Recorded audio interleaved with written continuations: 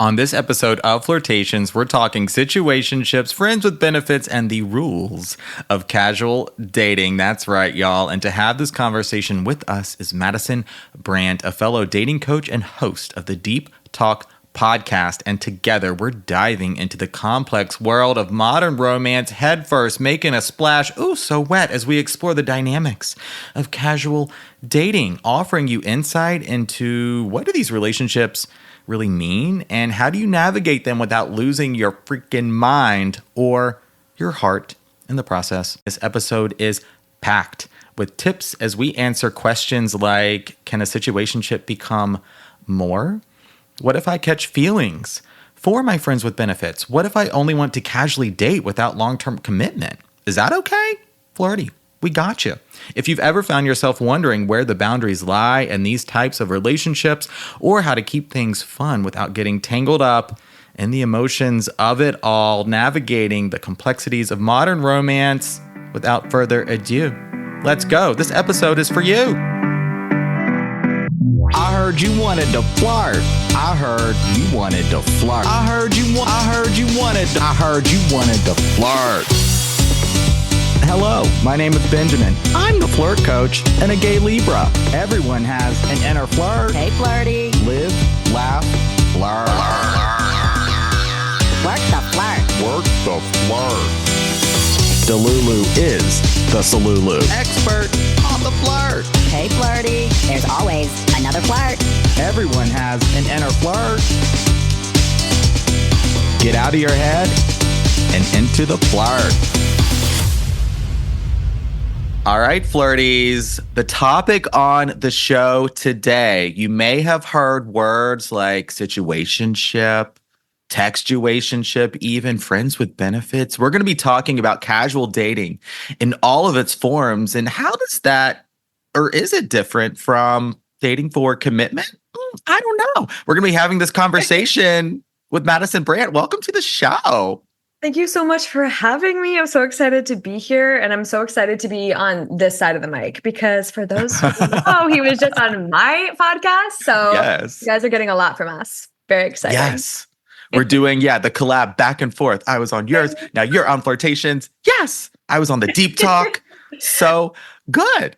Love it. I'm so happy to be here. Hi. Yes. Hi Welcome. again. Welcome. Nice to see you again. Please, I've gotten to know you a little bit now online and offline, but please tell the flirties a little bit more about yourself.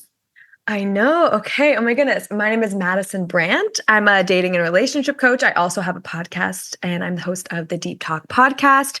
And my real goal in my work is to help people find, but also keep a healthy and meaningful relationship. So in my coaching work and in my podcast work and the episodes I put out, it's really spanning everything from your own individual self and inner work to dating to relationships, so that by the time you get in a relationship, you can actually be in it and hold it and have a good, healthy relationship. So I'm all about dating and strategy and figuring out how to put yourself out there. But I also really combine it with that inner work so that you are feeling good along the way and you are able to be in something and really be in that space. So I'm sure we'll dive into more, but that's kind of me and my work. And other than that, I'm a dog lover, a matcha lover. I'm a wellness girl. Yes. That's me.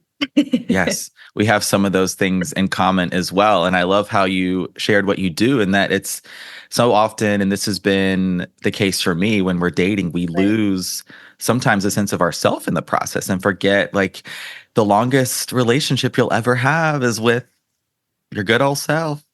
I know. And that's the thing that I found in all my dating experiences is I would go with me, right? Oh my God, I'm the yes. person, and I would show up and I'd be like, oh my goodness, dating. And I know we talked about this in our other episode of it just highlights so much of your own stuff. It's so vulnerable. It shows you your belief systems. It shows you your wounding. It shows you your self-worth and where you're at. And so that's why I love this work, because it's not just dating. It's all of your own self and your stuff and how you show up in the world. So you get it, you know it. Yes. Yeah. Absolutely. And let's get, as we're Like I feel we're recording this relatively early in the morning. I feel like I have my morning voice on. I do I as well. have my like sultry, my voice box is still like, it hasn't like reached its upper octaves just yet, but maybe by the end of this episode, I bet it will. So okay, I think let us start to bring some context to the conversation. And I think the first question I want to ask is, so I see dating really kind of as two tracks in a way. You have your casual dating track and you have your more serious dating track. Casual dating track being where you're dating, you're making connections, you're having fun, but the goal is not necessarily commitment or a relationship. Yes. It's not looking to bring someone into your life, grow with someone long term. Versus serious dating or dating in that way, you're looking to form that long-term commitment, to form a relationship in some form or fashion, perhaps a monogamous relationship, perhaps a polyamorous relationship, but it's the key distinction is that of long-term commitment. And so that's just very broadly how I see casual versus serious dating, but I want to get your input as well, Madison. No, that was so amazing. I feel like it's kind of like your own personal goal. I think it's like where you want to be in life and like what your intentions are right now. Like I've talked to people who are casual dating because right now their goal isn't to be in a relationship, but they want some form of connection. They want to date, they want to learn, whatever. And I think casual dating, it's oftentimes kind of where you're at in life and what you want for your life right then. So I think the difference is really like your current stage of life and like your goal for that stage of life and what you're pursuing. And yeah, it really does span. And you can be in casual dating and be like, I literally don't want anything. I just want to like, have fun. And then there's the people who are like, on the very other side who are like, I am dating for my person, my forever partner, marriage, etc. And then it kind of spans within, but I would kind of say it's that range of your own personal end goal, casual just being not necessarily really having one or having a clear one. And I would say seriously dating is like you have that goal of like, I want a partner and what's not that is not going to work for me. So that's kind of my general take, I would say. Yeah. I love that. And I agree. This is why so much of the work you'll see that like we talk about as coaches, but you'll see across social media as well about defining your needs, what you're looking for, your goals. Like this ultimately is such an important part of the process because if you're unclear, unsure about what you're looking for, why you're dating, how you even like to connect with others, what type of relationship you may be interested in, what type of partner you may be looking for, it's gonna make this process very ambiguous and very tricky, even more so than it likely already is. I know. And I think the interesting thing is like sometimes you can even fall into casual dating without trying because you are not clear. And it's all, again, that inside job. It's like it all falls back to you. It reflects you and where you're at. So I'm sure we'll get into that, but totally all the things you said. Yeah. I think this would be a good time for one of the first questions from Flirtstagram, which like, my gosh, they really came through with the questions. And I realized, Flirtstagram equals Instagram. I got a question about that recently. Like, what are you talking about? I just call Instagram Flirtstagram and TikTok is Flirt Talk. And okay, I literally thought you were talking about someone's user handle, being like their name is Flirtstagram, and I was like, that is such a perfect name for what you talk about. That's so funny. Okay, I'm like loving your lingo. Okay, we got Flirtstagram, Flirt Talk. Yeah, it's all branding. Of course, YouTube, no surprises, FlirtTube. This is not a podcast; it's a Flirtcast. Like, I mean, lifestyle, flirt style, like everything. Yes. Flirt coach, flirt everything. So this question came through from Flirtstagram, and that is, can I or should I date if I'm not sure what I'm looking for? That is such a good question. Yeah, I think it can be really hard to know. I think I would take a moment and be like, if I'm dating and I'm not sure what I'm looking for, do I want to know what I'm looking for or do I not want to know what I'm looking for? Because sometimes if you don't need to know what you're looking for, but you're like, Yeah. maybe sometimes you just need to dip your feet in and start. And then through that, you'll kind of learn, oh, I'm just having fun right now. And I'm enjoying the fun. I'm enjoying the play. And through it, you'll learn. And so that's one case of being like, maybe by dipping my toes in, I'm actually going to learn more about myself in this process. Maybe I Yeah. haven't dated much and maybe I need that. Sometimes if you haven't gone into it, it's just hard to know. So I think that that's one route to take. Or if you're like, it's actually kind of bothering me that I don't know, then that would be more of the route of like, do I need to take a moment and sit down and write down, what am I looking for in dating or in a person or in my situation? What is my lifestyle right now? Like what fits into the way I'm living right now and my goals? So I think it kind of depends on if it's like something you want to find out and kind of have that pre-goal, or if you're like, I just kind of want to jump in and figure it out as I go. So Yeah. I guess there's like, that's kind of how I would approach it. But what are your thoughts? What do you think? I do. I think there's a lot of truth to that. Like I'm thinking of situations where I get questions about, if I'm just out of a long-term relationship and starting to date again, or perhaps I'm even was married and now I'm divorced and I haven't dated in 10, 20 years and I'm dating online for the first time. Or I'm thinking about my part of my story, being gay and not really having dating experiences until I came out. And so I think sometimes you're not going to know what dating looks like for you, what it feels like, or know what you want until you just get some experience. Totally. That's ultimately part of it. But if you know what you're looking for, what you want at the start, that can be very helpful and empowering, just giving you that clarity on ultimately how you want to show up dating. But I also want to say here, it's like, you're not dating in this bubble. You're not dating in a vacuum. You're dating other people. And so it's up to you to communicate where you're at so that you're not leading people on and saying you want a relationship when you don't. Or if you're saying, I'm not really sure what I'm looking for, but you're leading with like boyfriend, girlfriend type of behavior. Well, it's reasonable to think that the other person may perceive that as they are looking for a relationship, even if you say you're not. So just some things to be mindful of. Totally. I think that that's the piece I would want to add to set you up for success when you go out there. Is like, if you are just like, I want to get my feet wet and I don't know what I'm looking for right now, but the point of me just getting out there is to figure it out. And maybe you figure out you want to be serious and maybe you figure out you don't.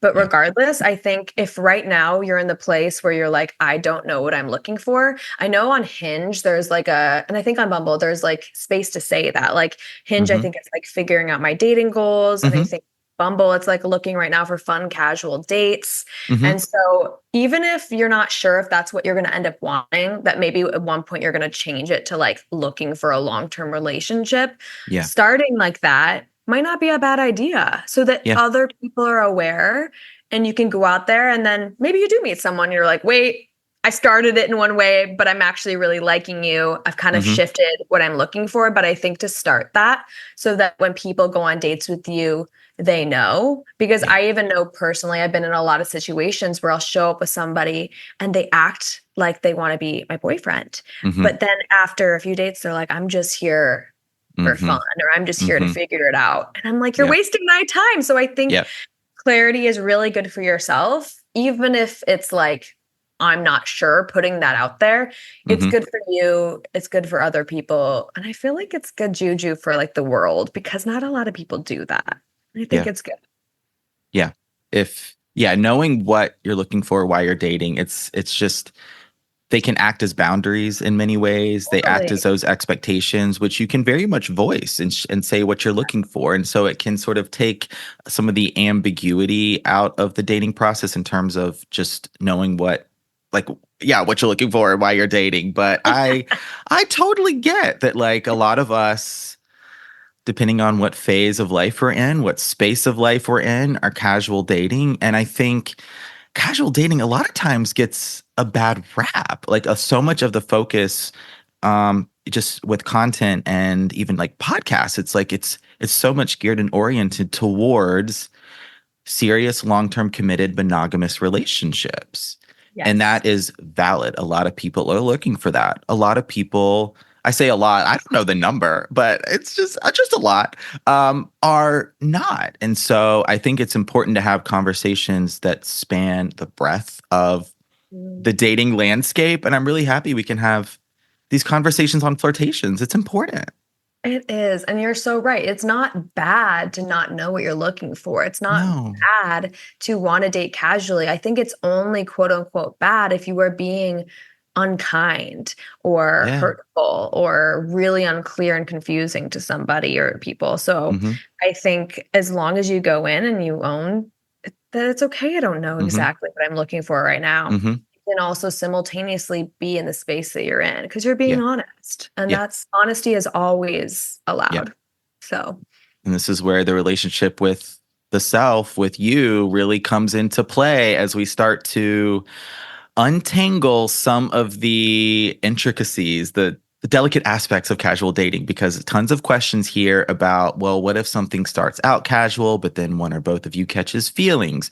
Or how do you know, if you start out in the space of casual dating, like when do I voice what I'm looking for, my expectations? How do I know if I'm not being led on? All of that good stuff. We're going to get there. Oh my gosh, so many questions. But first, I think I want to talk about and get your point of view on situationships, like such a Okay. buzzword. Maybe you have heard them called entanglements even, right? Entangle ships, something like that. I've gotten like a few, sometimes the flirties come in my comments and give me other terms for situationships. But what is a situationship? okay. I feel like they can span, but I feel like it's usually like it can either be like a romantic or sometimes it's just a purely more like sexual leaning relationship, but it doesn't have like a definition around what the commitment level is. So I feel like it's pretty much something without exclusivity, without a label, and without like a defined understanding of what you guys are doing. Mm. That's kind of what I would define as a situationship. Yeah. Even the name itself, it's like a situationship. Like the name Mhm. is confusing. Mhm. Like it's just kind of this lack of clarity space that two people Mhm. are in that are seeing each other. Yeah. Yeah. Yeah. Yeah, it's weird because it's situationships can a lot of times feel like the relationships. There can be a really strong connection there. You're getting vulnerable with one another, you're developing feelings, and they can even mirror and mimic the pacing of relationships that are going towards exclusivity, long-term commitment. And we're going to get there in this episode as well.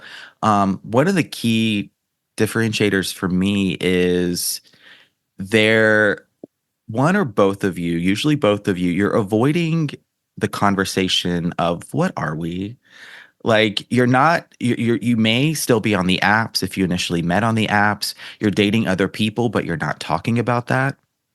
You've been hanging out, going on dates for 3 months, 6 months, and you're not talking about, oh, should we just date one another? Or, oh, what type of relationship are you looking for? Or maybe those conversations come up, they happen, deflect, delay, project, distract, right? There's never a clear resolution. There's this avoidance of we, and the relationship still maintains a lot of I dynamics, right? I'm going to do this, I'm going to do that. There's not really this gravitation towards the we aspect. Exactly. I have like this vision of like when you go bowling and it's like being in a relationship is like you have the guardrails up and it's like it has like the lane protected. It's like on a path towards something, but being in a situationship is like the guardrails are down. It's like it's all over the place that doesn't have like clear boundaries. Mm-hmm. And I also sometimes find situationships like they just kind of have this like energy of like a lack of like just this forward like straight movement. It just feels like oftentimes they're also paired with like not good communication or maybe you're not feeling like a priority. They just you aren't always necessarily. Sometimes the situationships it really does feel like boyfriend girlfriend, but I'd also say a lot of times it's kind of paired with like behavior that's more like loose and less like treating each other like that, or one person not treating each other like that. So if you're in a situationship, maybe again, the only thing you don't have is a label, but I'm sure you also can feel the other effects of being in one. Yeah. Regardless. Yeah. Yeah. That's a good point. Sometimes the situationships can have this kind of hot and cold ebb and flow to them, where maybe it started off with some love bombing and then it's kind of really dissipated from there. Or maybe there's like these really strong pulls, like these push pull aspects to the relationship. There can be some drama, right? There can be just some of that, just like intensity there that doesn't feel healthy, that is making you anxious, that is making you feel like just a little bit chaotic in your life, because they're not always stable. They can be, but not all the time. I would say even if they feel like boyfriend, girlfriend, that little inkling in your head of knowing like we aren't discussing like a label and like I have no idea what the exclusivity situation is around this, even just that being missing can feel off and can make you feel a little shaky in your own life, because humans, I feel like, really want safety and security. That's something we need. And I think safety is the foundation of a relationship. So not having that piece of like, are we in this together, can even just that, I think, make you feel a little bit like, I don't know, not right and little off in your life. Yeah. Yeah. I agree. So all right, let's do a few questions from Flirtstagram and Flirt Talk. Okay, I think I want to do this one now as we're playing in this space of situationships. And I'll say like situationships can develop, and I think they apply regardless of what type of relationship you think you may be looking for. If it is that monogamous relationship, if you're looking for something that is polyamorous or ethically non-monogamous. So like, yes, it's regardless of who and how you're dating, if you know your relationship goals overall, situationships can certainly develop across the board. And all right, this question, because a lot of the flirties are dating the men's. They're attracted to the boys, myself included. How long does it take for a guy to realize he wants to be in a relationship with you, or does this vary? Oh my goodness. I think, first of all, everything varies, but I would say, I mean, sometimes if somebody already has the intention of being in a relationship, I think before it might be a little bit quicker versus if someone has more up and down, like, I guess, intentions in the beginning. But I would say maybe, and it varies again, maybe in the first few weeks, even if that's not when you put the label on it, maybe I would say that's when it's forming, of kind of having those experiences together and those conversations. I would say maybe within that first month of knowing I can see this with you and we're headed there. What are your thoughts? Yeah, I think it's like there's so much that will happen before a guy wants to commit and puts that label on things. So look at how he's showing up for you. Is he the one initiating, or do you feel like you're always chasing? Are you the one always initiating? Are you the one planning dates? Are you the one being like, hey, like we're going out this weekend, right? Like if he is not initiating, if he is not, like looking to chase you, at least half the time, it's like he's taking a backseat in this relationship and it's going into that situationship territory. Because I get a variation of this question a lot. It's like, well, like I want to be cool. I don't want to ask for too much. I don't want to be needy. And I'm like, no, don't be cool. Be needy.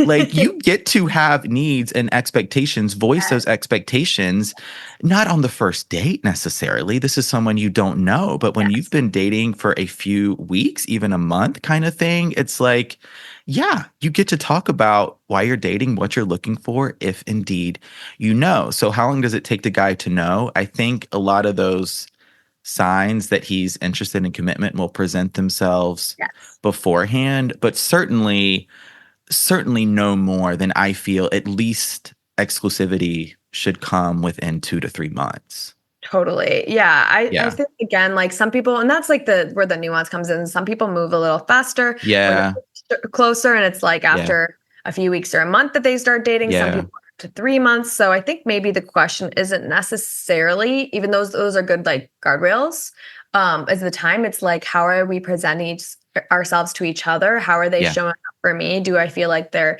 consistent? They're planning dates. They're making the effort Yep. to see me. And then once you're feeling that, maybe after a few weeks, you're like, hey, Mm-hmm. this is kind of what I'm looking for. Are we on the same page? That might even come up in the first few dates. But yeah, I think just noticing those signs from somebody and then having the conversation when you feel ready and knowing that I believe that the wrong person isn't going to be freaked out by that. Yeah. That if they do get freaked out by that, they're probably not looking for what you're looking for. And then that's kind of your answer in itself. Yeah.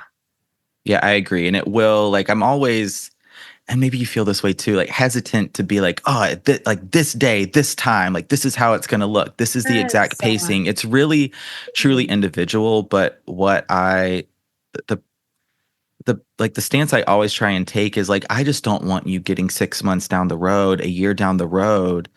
You think you're dating because you want a relationship. You're playing it cool, right? You're just sort of going with the flow.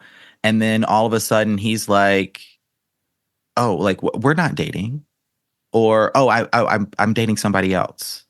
Yes. Right. Totally. Like that's yeah. I had a friend do that once and they really liked this guy. And after I think like 3 months, they were like, hey, what are we? And they were like, whoa, this is a casual dating situation. Like, I'm not looking for anything. Yeah. And even if it feels awkward bringing it up in the first few dates, like, hey, I want to let you know that I'm looking for a longer term relationship. It's okay if it doesn't work out that way, but I want to let you know I'm going that way. I want to make sure we're on the same page. So we're taking the path together that's aligned. Yeah. Even though that conversation can feel a little uncomfortable, I would rather you do that and face the rejection from somebody who probably wouldn't want what you want if they reject you, than be months in emotionally really invested with somebody who's not doing that with you. Yeah. And I've worked with clients like that before that have had those dating experiences. And I've had those dating experiences too, where you like, you're in sort of that honeymoon phase of dating. They're just so cute. They're fun. You like them. They're texting you, all that good stuff. And you're just like, I'm just going to enjoy this. I'm going to have fun and let's see what happens. And then 3 months, 6 months down the road, you're like really catching feelings. Like you're really into this person now and they're just not necessarily feeling the same way, even though it seems like they have been. But it's this is where the situationship type connections can get very confusing. Totally. And I saw this quote once that was like, hope blurs the lines, and like we don't want it to, but it does. And sometimes we have this hope, but we kind of deep down know what the truth is because we are getting the signs from someone, but we just want to hold on to the feelings a little longer. So that's kind of when our self-worth has to kind of kick in, and our desire for a long-term relationship has to be greater than the current term, like pleasure we're getting from whatever the situation is. So Good point. Ooh, that's a good point. I really like that a lot. Soundbite. And this is where, and like maybe you've seen this style of content on social media as well, where I disagree with this let him approach, where it's like I see this a lot from influencers, but dating coaches as well, where it's like specifically talking about heterosexual relationships, where it's just let the guy reveal who he is, where he's at. Let him show his true colors. Like, let him not text you. Let him follow the Instagram models. Like, let him not plan dates. And I'm like, how about let you advocate for what it is you want? Like, you get to do that and still be in your feminine energy and still not chase. Like, I don't see being an advocate for yourself as being the chaser. I think there's a distinction between the two. I think let him, like where I believe in let him is like let everybody in life, and especially in dating, do what they want to do. Let them show you what they want to do, but then you get to do you in the meantime. Like I would say you let them be unavailable, whatever, but then if you're showing up and you're like, I'm communicating, I'm giving energy, and I'm not going to try to force you to do it. That's where I'm letting you do you, but then I communicate or I walk away, I set boundaries. So it's kind of like, I'll let you do you, but that doesn't mean that I'm going to stick around for it. Yes. Right. So good. Yeah, it's like it's kind of this play on the date yourself mentality, which is also really big in dating. And it's like, yeah, if you're single and dating yourself, sure. But if you're in a relationship or looking to date because you want a relationship, it's like, yes, I want you to maintain independence and autonomy too, like not giving up your life, but also you're dating somebody else. Like it's, I don't know. I It's know. very, I know.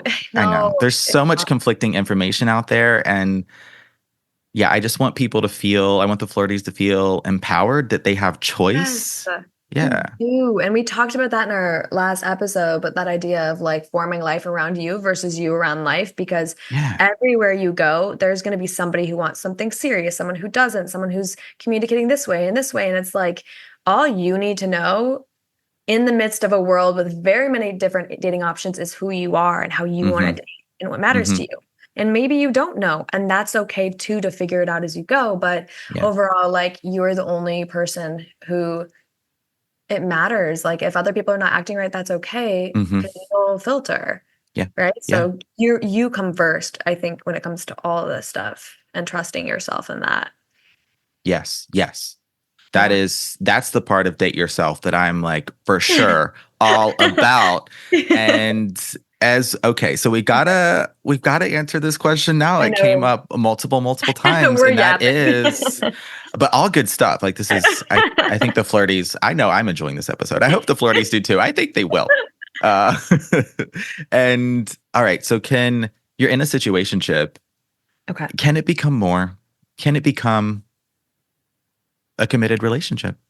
Of course. I mean, I think that there's so many types of like ways that people date in the world, right? I'm sure people have like started off serious and ended up being like, let's just be casual, like, and vice versa. I think there's so many ways that things can work out. So I would say, yes, it can go from situationship to relationship, but the kind of, I guess, caveat to that and like words I want to give around that is that I wouldn't go into a situationship or choose somebody who's casually dating with the hopes to try to change them, with the hope to try to make it be different, because I think that's when you get yourself into trouble. If you want a long-term relationship, I would go on dates with people who also want that. But if you maybe had started this being like, I want to casually date, I'm just figuring it out, and the other person did too, and you mutually are like, wait, we like each other, let's take this to more.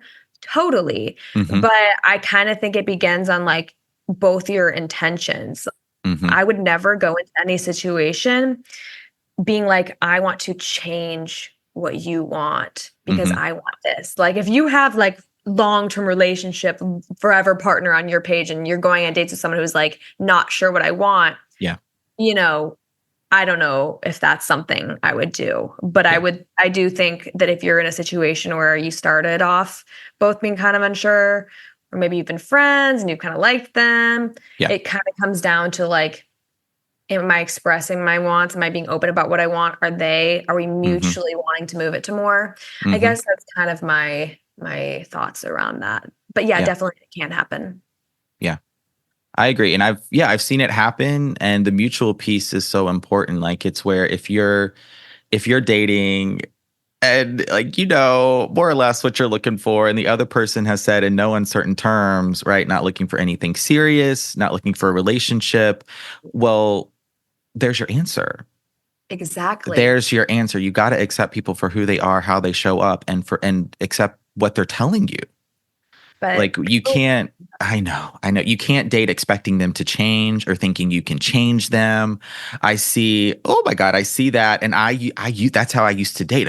I used to be the fixer type of dater, or be like, Mama, I can fix him. Yes, I can fix him right up. I'm just going to slip right into his life, and I'm just going to like cure all of his ills. Right. And how could he turn me away? How could he? Exactly. But that kind of again, back to yourself of like, if you're going into situations trying to change people, like, Mm-hmm. what do we need to take a pause and look at Yeah. within? Because like, I believe it's like buying like a new car that you're like, I love this. I want this. I'm committing to what this is giving me up front versus going to Mm-hmm. like a used car shop and being like, this is going to take so long to fix. And even if I try really hard, I Mm-hmm. still can't get it to be the new car. So it's like, Right. doing that is a risk and it's often a waste of time. And I'm sure there's situations you've heard out there in the world. Like, I always think of that movie, He's Just Not That Into You. It's like the Mm-hmm. Mm-hmm. exception, but it's Yeah. definitely not the rule. Yeah. Right. So I guess like if you're going and trying to fix someone, it's like, what do we need to look within ourselves? But Mm-hmm. I think, and I want to know your thoughts on this. I think the thing that gets people really tripped up is that connection and those emotions, because you Oh, might, yeah. what if maybe it's not a dating app situation where you can see your different things and you go in anyway? What if it's Mm-hmm. like you've already been friends or it's already been kind of happening casually, but you're like, wait, now we have such a connection and such a good feeling and they're not where I'm at, but I don't Mm-hmm. want to let this go. Mm-hmm. That can trip people up the most because connection and affection, Yeah. it feels really good. Yeah. We're wired for that as humans. It 100%. feels really good. Yeah. Yeah.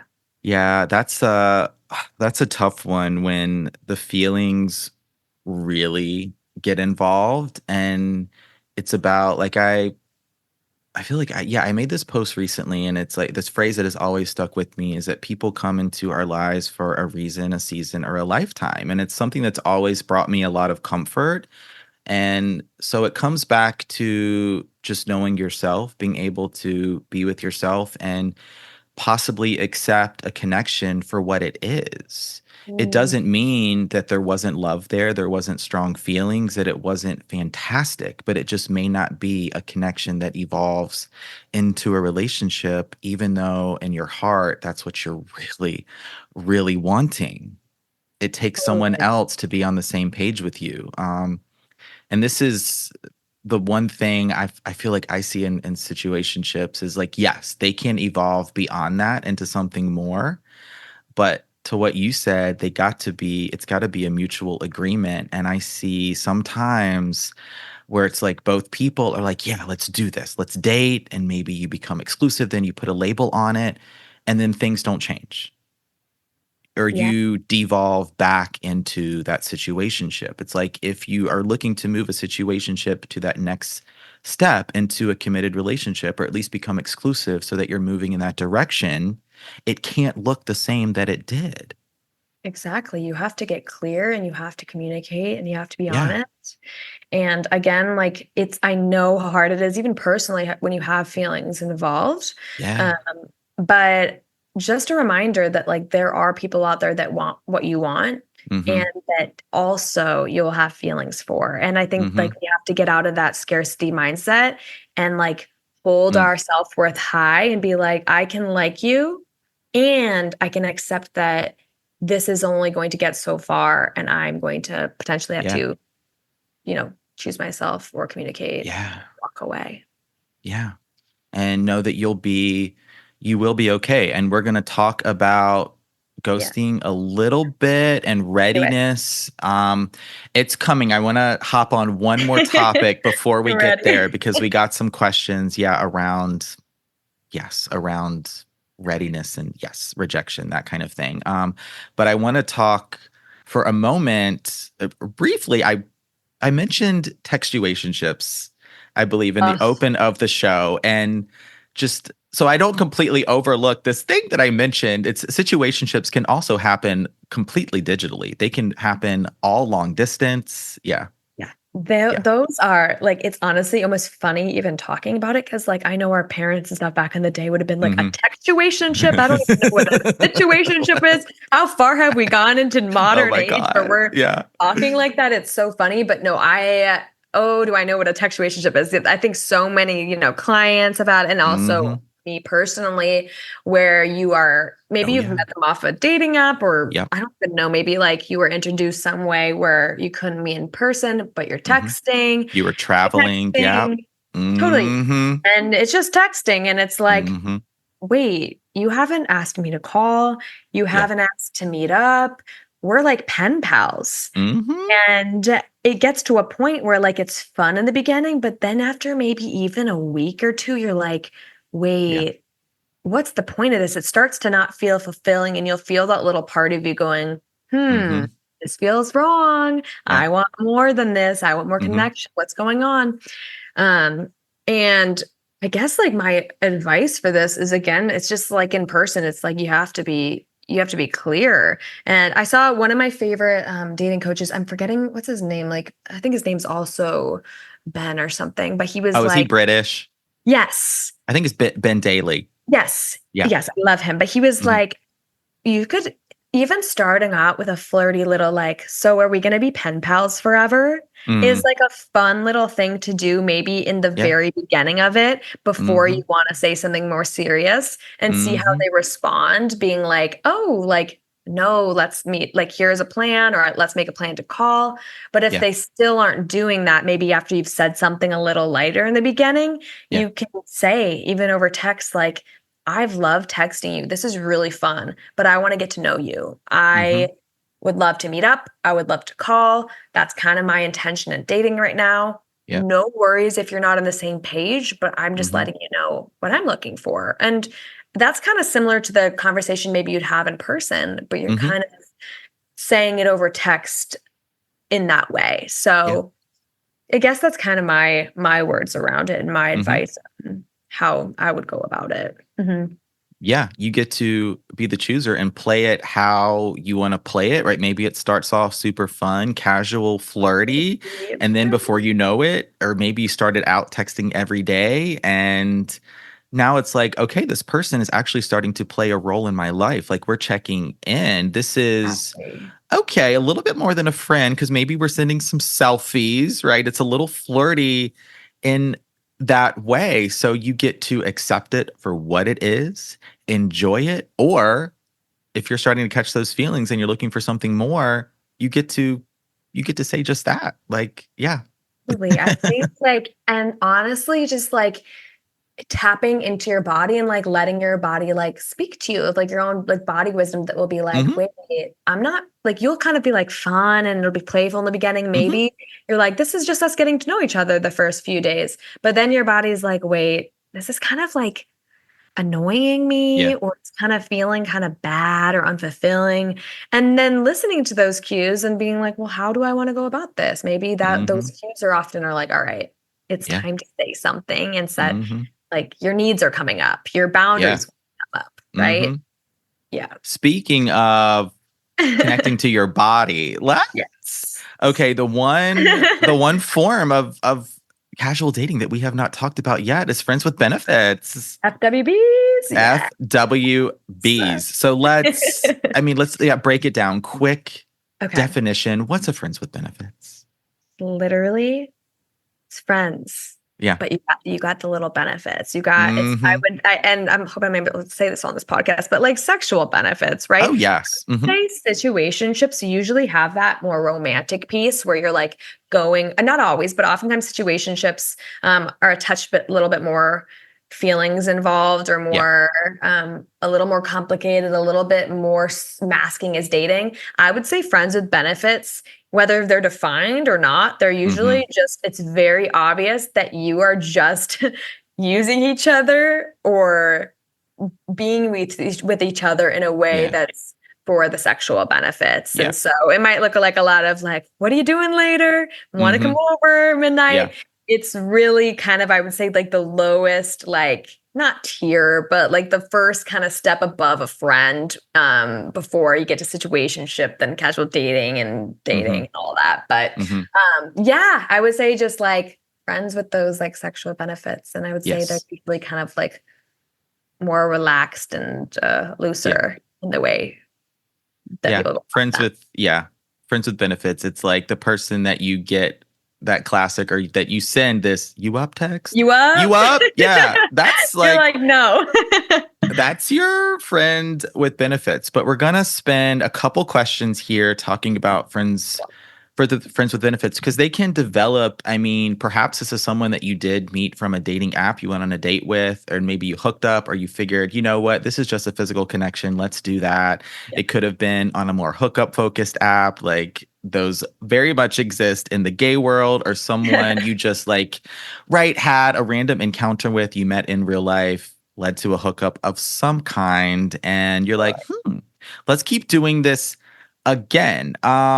So when it comes to friends with benefits, how because I get like I caught feelings from my friends with benefits. What do I do? Can it be more? Like how do I manage this? My answer is going to be similar, I would say, to the other ones, because I just think truly, like, in any situationship where you have your side of things, where like you catch feelings and the other person hasn't communicated where they're at with you, to share that. And I think the only difference with friends with benefits, it's probably even a little bit more chill than a situationship space.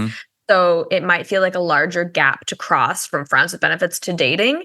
Yeah. But I think regardless, if you're catching feelings and doing what you're doing isn't feeling fun anymore, it's starting to maybe make you disappointed or feeling hurt, that's kind of the time to speak up for yourself and just be like, hey, I know we've been hanging out like this in this manner, but I want to let you know, like, I actually have really liked spending time with you and have been developing feelings, and I want to know where you're at and let you know, like, I would like to pursue more and see if you'd be open to that, and kind of figuring it out from there. But again, I think communicate. Yes, it can totally happen. Yes, it's a situation, but I think again, it's hard to get to maybe where you'd want to be, which is a relationship with this person without the communication, because most likely they'll just keep showing up the way they've been showing up until there's other words said. So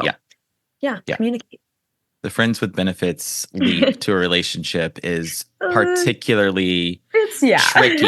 It can happen. There are exceptions. But I would say, like, it's ultimately about knowing yourself. If you know that you're someone that when you have sex with someone, you start to catch those feelings, but you also are not ready to date or not looking to date, well, it's like you're kind of like you're wading into some dangerous waters here for you emotionally. So just knowing some of your patterns and habits and behaviors, if sex leads to attachment for you, leads to deeper connection, leads to intimacy, doesn't necessarily mean that is going to be reciprocated by the other person. And one piece of advice that I heard, and I really like this, and it's one that I often give, is like, if you are looking for a friends with benefits, this cannot be, take the word friend out of it. This isn't someone you're actually friends with. This isn't someone you actually like. This is strictly a physical connection that is fun. Yeah. And being that it's such a bad match for you will limit some of those feelings that may come into play of like, ooh, would I actually date this person? Totally. Yeah. Oh, totally. And I think there are rare cases where like you are literal friends, and that would be that would be a different story where it's like, ooh, this is a little tricky. Like, but again, everything's nuanced. So I think it always just comes back to like when it stops being okay for you, then you have to speak up for yourself. And if you don't, then you have to accept where you're at. So it's kind of one or the other. Yeah. Because I'll get some pushback when I answer this question. It's like, but Benjamin, I want to be friends with my friends with benefits, or like Benjamin, like my friends with benefits is a part of my friend group. Like we hang out, and I'm like, okay, well then if that works for you, then that works for you. But you've got to know yourself, and that would not work for me. No, it just wouldn't. Totally okay if it does for someone else, but then it's like if you are showing up and doing something and not communicating, you're communicating that's okay. So then you have to be in that space with them and yourself of like, it's okay. Yeah. Right. So I would not be able to have a friends with benefits and like them be on my kickball team or something. Like it just would not work for me. And being able to see them and like, I don't know, it just, not I know gonna you're work. like seeing them like flirt with other people or seeing them just out in the world and you're like, wait, we have this little secret. We have this little Yeah. thing going Yeah. on. Like, Yeah. oh Mhm. yeah, it's tough. Mhm. Yeah, so it's like it's ultimately gonna be really individual, and so I got this question here a few times, and that is there a limitation on for how long a friends with benefits type of connection could last? I've got some here that's been going on for a few months, 4 months. This one person says 5 years.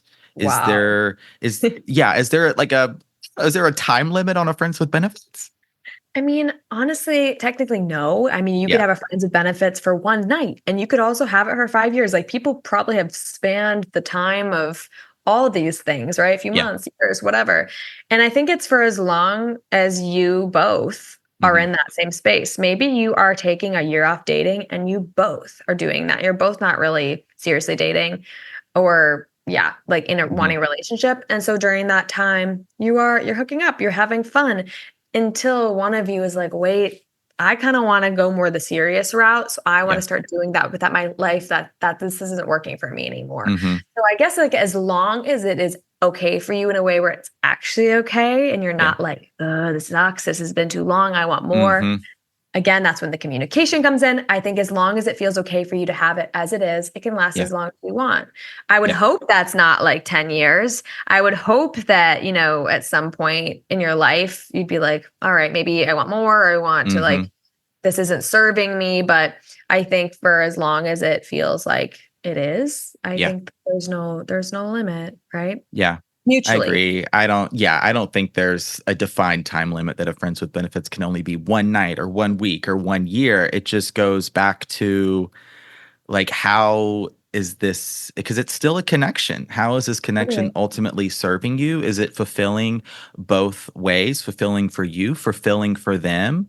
Is it if you're looking to date more seriously, is it a distraction? Do you feel like it's taking your time, energy, and attention away from going on dates with people that may be more open to long-term committed relationships? And Exactly. ultimately just being able to accept it for what it is. Like, it's kind of that risk versus reward. If you were to bring up this, hey, you want to date with your friends with benefits? I mean, I don't know what they're going to say. I don't. Exactly. Totally. It's Yeah. yeah. Yeah. Do you, my gosh, do you have a couple extra minutes? Yeah, I do. Yes. Yep. Okay, fantastic. Because I've got, I think a good two more questions. And before we, yes, get to those questions, wanted to briefly touch on just this topic of exclusivity, defining the relationship. I think we've been dancing in and around it this whole conversation. But just wanted to like sort of, yes, concretely bring it up. Mhm. What does exclusivity mean? Mm. So, exclusivity means you are only seeing each other Yes. in, and I think exclusivity can also mean different things with like, we're only seeing each other sexually, we're only seeing each Mm, other romantically. So I think mm, the term exclusivity in itself is like, it's just us in this area. yeah. Uh, but kind of broadening that and like expand a little, like when it comes to like relationship, exclusivity means we're only seeing each other romantically, sexually, and Yeah. in a relationship style thing. Labels would be an extra thing on top of that, but sometimes people just start with exclusivity of like, we're only seeing each other right now to Mhm, figure this thing out. And then mhm. labels will come later. But Yep. yeah, exclusivity, it's just us in this. Yeah. I like how you define that as I hadn't really thought about these different forms of exclusivity before, but you're totally Mhm. right. And it's basically, yeah, you're you're defining that it's just us in some capacity, or Yep. if you are dating more polyamorously, you have an agreement on what that looks like. There's that communication Exactly. and discussion where now you're talking about how you're dating if the dating process remains open. So you're a part of it. You're starting to move towards that core, perhaps long-term relationship, and defining the relationship. It can happen one and the same with exclusivity. It could certainly come after exclusivity, but it's then where you're like, okay, are we partners? Are we boyfriend, Mhm. girlfriend, boyfriend, boyfriend, girlfriend, girlfriend? Like, Right. what terms are you using to sort of solidify the status of the relationship. Now you're really like, we're meeting probably family now. Like maybe we're taking some trips together. Right. Are we going to discuss when we're moving in together? Like you're starting to really incorporate your lives together in some bigger ways. Totally. Yeah. Yeah. I would really, yeah, as exclusivity can span, but I would really say when it comes to relationship, it's that. It's like, Yeah. it's us. We're taking this next step Mhm. together more seriously. Mhm. Cool. Yeah, I definitely wanted to bring that up here, at least for a moment, because it's like, yeah, we've been talking about it most of this, a lot of this conversation, but some questions came in specifically about, what is exclusivity? Because I get it if you're newer to dating or even if you're not, it's like no one teaches us this stuff. It's really hard.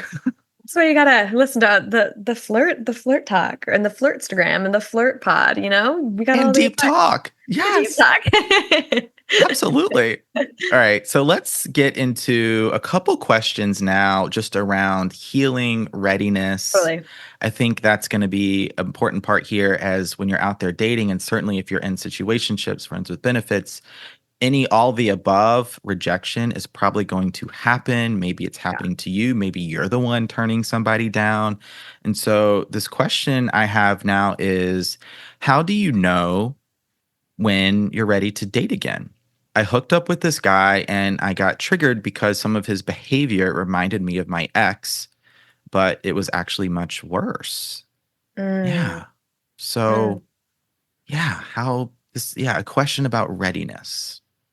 Should I speak kind of pertaining to that situation or just, Yeah. about, Yeah. you know, ah, I think that, well, speaking to readiness, I would really pay attention to, I'm gonna hop into readiness and then I'll get into the situation. Sure. Thinking about how your body feels. I think that really like if you are feeling like really contracted and like really the idea of dating is like feeling super overwhelming and exhausting to you and you Mhm. just got out of something, how much you're thinking about the person in the past, like how open you are to new connections. You can kind of feel that in your body of kind of like, even if you just take a moment to imagine yourself putting yourself out there, going on dates, like how is that Yeah. feeling in your body? How often are you feeling awful or sad or hurt about the past? Mhm. And then kind of just watching that and being like, okay, I'm going to give myself some time and then reassessing. And hopefully you get to this point where thinking about going on the apps or putting yourself out there sounds lighter. You feel a little bit more expanded, Mm. you feel a little bit more open. Maybe you aren't thinking about your ex too much anymore, you feel Mhm. ready. And I always kind of think about it as, like, if you opened an app right now to swipe, how, like, open would you feel to doing that? Because I remember getting out of things, I'd immediately be like, "Oof, this is too much." You kinda have Yeah. to be ready, and I don't mean this in a bad way, but you have to be kind of ready to go through the mud a little bit, and sometimes coming out Yeah. of something that's been really exclusive and wonderful, or also just we're just having that partnership and the idea of having to kind of sort through these things that aren't that. If that feels like something that sounds torturous, it's like, no. But if you're willing to Mhm. kind of sort through the diamonds in the rough to find your diamond, you have a little of that Mhm. energy, I would say, yeah, like Mhm. you're probably ready. So listen to your body. And I guess coming to this situation, I think when we get into things, her or their situation Mhm. sounds a little bit different because it sounds like this person might not be exactly what you're looking for or treating you the right way. And I don't know if that's exclusive of your readiness, Mhm. but I think if you are going out there and someone's triggering you a lot of the past and there's nothing that's really causing it, it's like this might be my own wounding. But if this Yeah. person's literally doing stuff that's really similar, it might be like, I am ready. This just isn't the right fit. So again, like kind of tapping into your body and that nuance of like, is this feeling wrong to me because I'm just not in my body feeling open to connection right now? Or Yeah. is this feeling wrong because this is actually feeling wrong, kind of pertaining to this person's Yeah. situation? So, yeah, I guess that's kind of my thoughts around readiness is just to Mhm. really be tapped into your body and kind of pay attention to where things are coming from. Yeah. Because, yeah, I guess. Yeah. What are your thoughts? I mean, the mind body connection piece is going to be so important. Just being able to trust yourself, know it's okay to Even, yeah, like you said, sort of wade through the mud a little bit, make mistakes, Yep. see if you can reframe them as even a learning lesson or something to get curious about. But Totally. specific to this question, like if we were working one on one, I would ask them sort of what was your internal monologue like when that Yeah. was happening, and if you went into this style of self-talk that was self-blame, or like you were just being really hard or Mhm. critical of yourself. um just seeing like what was that conversation like, and then starting to detach this person that was reminiscent of your ex from being your actual ex. It doesn't mean Yes. that you necessarily have this pattern of picking, this pattern of behavior where you're choosing maybe the wrong partners for you. So starting to detach this Mhm. situation, this person from your actual ex, start to have some curiosity and just, yeah, think about what your thoughts were like, how you were speaking to yourself, and Mm, then coming back to this mind body piece of ultimately getting, yeah, I'm curious about how you like to connect, how you like to date, if maybe going into a hookup wasn't the right decision for you at that time. Maybe if it was too much too fast. I don't know. I don't know. I can only sort of speculate totally. here. But going at a pace and dating in a way that feels best for you and just ultimately the most supportive of where Exactly. you're at. And to the overall readiness piece, it's like, I, the thing is, you may never be like 1000% like, I am ready. Like, I think if you're waiting for that moment where you just wake up one day and you're like, "Let's do this. I'm ready." That may happen for you. It may. Or you may be waiting. Like, 'cause I'm single and dating, and I'm sometimes, I'll, like, have a first date and it just, like, my last one ended to and devolved into this slow ghost situation, and it was like, "God, like, maybe I'm not ready." But you know what? Like, I Totally. had my moment, I had a couple days, I connected back to myself, I talked about it, I reached out to friends and family, and it was like, "You know what? No, like, this is just what happened, but I'm still ready because I want romantic connections in my life." Totally. Again, yes, yes, yes, yes, yes, yes. And yes, yes to everything you Yes. said. Woo! Sweet. All right. So thank you for that question, Flirty. I hope it was helpful. And now a question. Okay. So the question is this: how to get over a situationship of 4 months because he ghosted and never said why? Mm, gosh, I think closure comes from yourself more than Mm, anything. mm, And I think that mhm. that can be tough to believe that.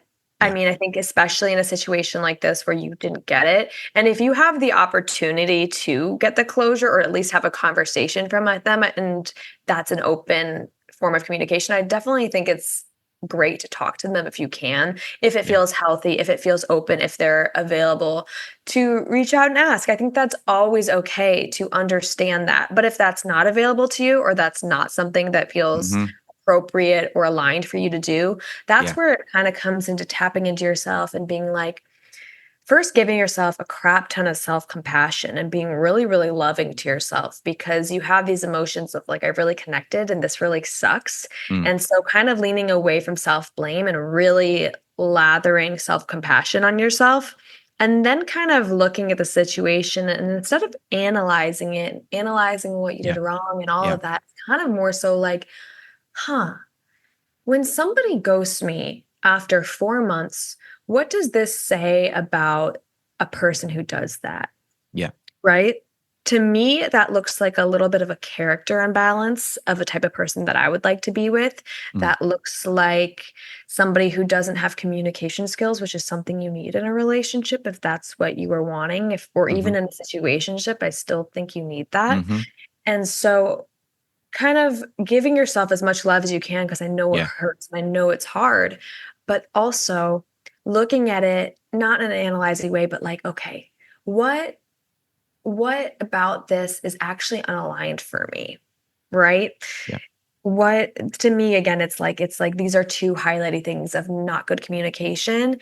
and not somebody who wants a long-term partnership and someone who doesn't have the same character values. Because if we look at what we would have done in the situation, Mm-hmm. I'm guarantee you probably wouldn't have ghosted. You would have communicated it. So it's Mm-hmm. like there's a gap in integrity and how we Mm-hmm. show up at dating. And that itself can almost be a closure of like, do I want to be with someone who ghosts me after being around me for 4 months? Mm-hmm. Probably not, Right. right? Mm-hmm. And so I think the only space you'd want to analyze or think about things is if there were ways that you acted or showed up in the relationship or the situationship where you're like, maybe this turned them away. I did something pretty obvious that I would like to go forward and not do again. Mm-hmm. And that's just a learning lesson. But Yeah. I would say overall, it's kind of just being like, all right, I'm going to love myself through this and just know that my person isn't going to ghost me. They're actually going to communicate with me and be with me. Even if it is just in a situationship form, like that's a level of treatment that we're not going to accept. I think ghosting is something that doesn't have to be like within our kind of Mm-hmm. value set. I just Sure. kind of blabbed about a bunch of things, but anyway, that's kind of my thoughts. That was good. That was good. I agree. It's like the self-compassion and the patience piece will be very important.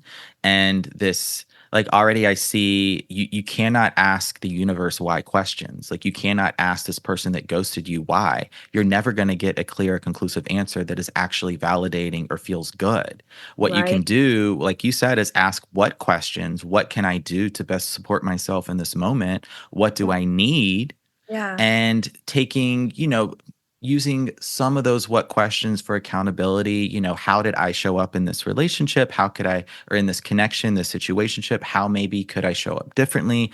But not going into the realm of sort of like the last question, perhaps self-blame of just being like, God, like I deserve this.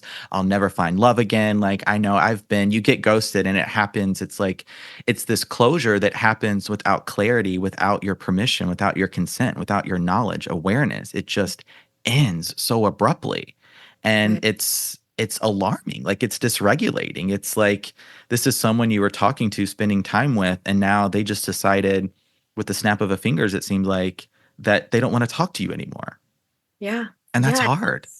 That's also like, again, like we were saying earlier, like our parents probably back in the day were like, what, ghosting? I know. It's a very interesting term. It's like kind of, but I think if you look for what it is, like, don't be mad at yourself that it's hurtful, because ghosting kind of goes against human connection. It's like we're connecting and then there's an abrupt stop and there's no explanation. Like that in itself is very like a hurtful, hard experience that's hard for every human. So don't blame yourself for feeling hurt by it at the least, because it's like it is hurtful. It's hurtful to anyone.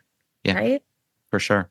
And this is where I differ from I feel like a lot of dating coaches, where like if a lot of time has passed between this ghosting and now like you're hearing this conversation, it's but if it's only been like a for sure you're being ghosted, or like it's been a few days with no communication, where like you can certainly reach out to ask for clarity. If you were talking every day and now it's been a few days and you had plans hang out and you're like, okay, like you can reach out to ask for clarity. Or if you like, if it's if it looks like it's a ghosting,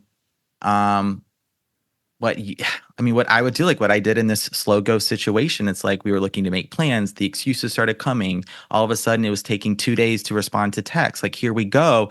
I don't care if this is a ghosting or not. This is not going to work for me. So I reached out and it's like, hey, great first date. Was looking forward to the second, but inconsistent communication doesn't work for me. I really need to be, I'm looking to date someone that I can talk to. Wish you all the best. See ya. That's your boundary too. If, exactly. For that, like your wants, needs, and desires are your boundary. And I think that's an awesome way to approach it. I've had someone once say to me, and I was in a situation where I was the ghoster. This is a few years ago, not my best, but we had gone on one date and I was like, I just like didn't know what to say back. So I didn't text back for like probably 8 hours, 10 hours. And I was like, I got a text that evening being like, hey, I'm taking your lack of communication as a sign that you are not interested in wanting to pursue this connection further. And by that, like, I wish you the best. And I'm going to move forward towards connections that are that. And I was like, that was a really, Yeah. it was really kind and it was really respectable. And I think that that is so valid to either Yes. reach out saying this isn't working for me or being like asking, hey, I would like more clarity. Yeah. Either way, kind of what Yes. I feel comfortable with. Yeah. But Clarity through communication for sure. And to reach out for clarity doesn't mean like you're not inviting someone to keep being feeling like inconsistent, that. to keep being hot and cold. No, it's now a boundary. It's a standard that will be met by the person you're dating, you're talking to, or not. Right? Right. How You're they like, show up for you. Mm-hmm. you're like, I want clarity, but Mm-hmm. I'm not Mm-hmm. going to be taking this other stuff. Exactly. Exactly. Lord have mercy. Okay, I'm going to squeeze in one more quick Let's do it. I question. gotcha. Okay, so this one is about healing. This flirty said, "How to heal myself after trying to get out of a friends with benefits arrangement while remaining just friends." Wow. Mm, Okay. So they were friends with mm, benefits. They're going to be friends. mhm. I think the first thing I would ask you is like, are you okay with that? Yes. Right? Are you Yes. actually okay with being friends? And like, it might be in your heart where you're like, I actually don't feel right about this. And that would come to being communicating with them and letting them know where you actually want to be. But if you've both communicated and in your heart, you're like, this person actually matters to me. I do want Yeah. to be friends. I think there's a path forward. We've talked about this. We're going to do that. Then all I want to say to you is that like, I'm sending you like my love and Mhm. that Mhm. that sometimes things can be a little messy on the way out. But again, as long as you both kind of mutually are agreeing to that and you're going about it kindly and you kind of have a Yeah. way that you are going to focus on showing up with them and committing to that, that Mhm. like it's going to work out and it will be okay. And it'll either end up being a really good thing or it'll Mhm. be something that later down the line you're like, wait, maybe this isn't actually what I want. But regardless, I think you just have to be really kind to yourself, Mhm. have your own back, self-compassion, and then also just like tapping in with yourself as you go. How is this Yeah. feeling for me? Is this feeling okay? And Yeah. then just continuing that and being kind Mhm. to yourself as you heal that. I also would say if you know you want to be friends with them, but you're coming out of a friends with benefits situation and it's feeling a little tender for you right now, you Mhm. can totally tell them as your friend, I do want to be friends, but I might need a few weeks of us like taking some space Mm. just so I can transition into that in a way where I'm not seeing you. I'm not hearing Mhm. about your girl or boy stuff. I'm not Yeah. hearing about your Yes. dating life. I'm not seeing you. It's not like hard for me. So I Right. think transition into it too in a way that feels good for you and just keep tapping into your how you feel and be really Yes. kind to yourself is kind of my thoughts and words around that. Mhm. Mhm. The boundaries piece for Totally. sure will be so important as you're just reading this question after trying to get out. So are you still right? The boundaries is like, are you in or are you out? Being able Right. to hold yourself accountable is really going to allow you to feel more confident that you can trust yourself through this process of healing too, which self-trust is going to be so important paired with compassion and patience and just loving yourself through this. And the other boundary piece here is like is is being friends with this person healthy for you? Like you don't have to if it's one of those situations where you have a choice. If they're not a part of your core friend group, someone you see regularly even is like it's I know you had friends with benefits and it was probably lovely and wonderful and fun, but season, reason, or a lifetime, maybe this was not someone that you want to continue to be friends with. My goodness, Madison Brandt, thank you so much for being a part of the show today. I can't wait to debut the episode. Final thing is where you live on the internet, how the flirties can find you, work with you. Yeah, let us I know. love that. Oh my gosh. I'm mainly on Instagram Mhm. at Wellness Mads. I definitely need to change my handle at one point. My TikTok's at Madison.Brandt, Brandt. I live more on Instagram. I Mhm. love posting graphics and writing. I'm a writer at heart, Yes. so it's kind of more of the space I like to play in. You can listen to my podcast, the Deep Talk Podcast, anywhere you stream. And yeah, I do one-to-one coaching. I'm working on some courses and coaching programs coming up. But yeah, I would love to have you over on my side of the internet, hang out, Yes. support you in any way I can. Yeah. Yeah, thank you for having me. You are so awesome. You're such a good host, and you have like such a fun, flirty energy. That I'm so grateful to have been here and be around it, and have this conversation and also learn from you. So thank you for having me. Absolutely. Thank you for being on the show. And now the Flirties have not one, but not two episodes of us together. So one lucky. on Flirtations, one on Deep Talk. Yeah. Please check out Madison for more information. Thank you. Thank you. All right, Flirties, that is a wrap on this episode of Flirtations. Thank you so much to our guest, Madison Brandt, for having this conversation with us. To check out Madison, work with her, listen to the Deep Talk podcast, all linked in the show notes, so you can do just that. Thank you so much for listening, for tuning in to this episode, wherever you may be in the world. I can't thank you enough for allowing me to be a part of your flirting and dating lives, or maybe you're in a full-on relationship and you just want to listen in. I appreciate you being here. I can't literally do this without you. So thank you so much. If you'd like to leave a rating, a review, subscribe to the Flirtcast, please do that now. Share this with a friend, a family, a neighbor, a family member, a neighbor, a coworker. Yeah, as we spread the flirt mission far and wide. That will do it for this episode of Flirtations. My name is Benjamin. I'm the Flirt Coach and a gay Libra, signing off until next time from here at Flirt Headquarters. Flirty. Happy flirting.